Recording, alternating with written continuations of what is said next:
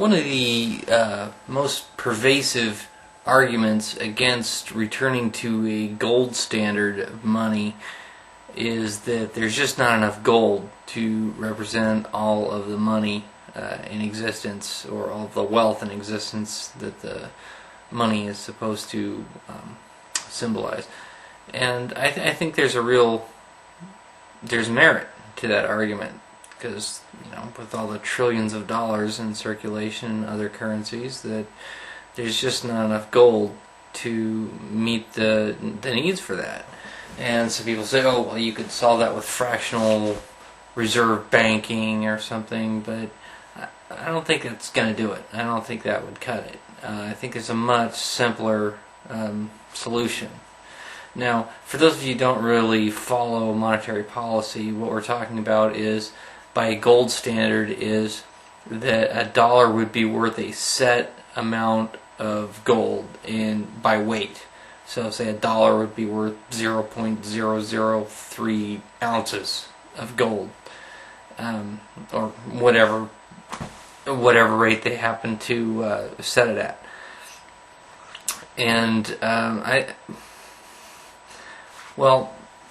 think the solution is to just completely deregulate it and allow people to use whatever they want for money. Because really, if gold can be used for money, then silver could be used for money, which means that basically any metal could be used for money, or any commodity could be used for money. And I don't think we have to settle on just one.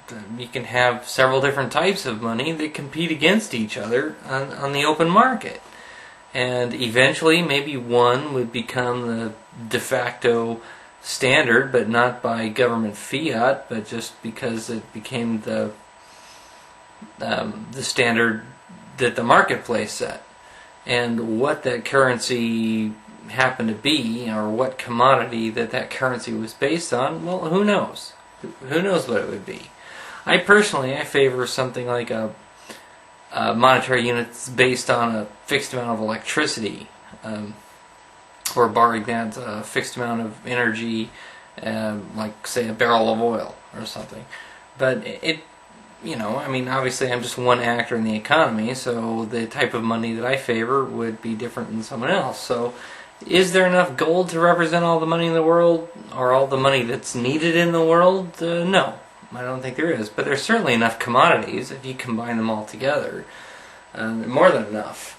So, no problem. You just eliminate the government's involvement in the money creation process, or the regulation of monetary policy. Just completely divorce the two from each other, and I don't think you have a problem. Are you going to come up with bad units of money?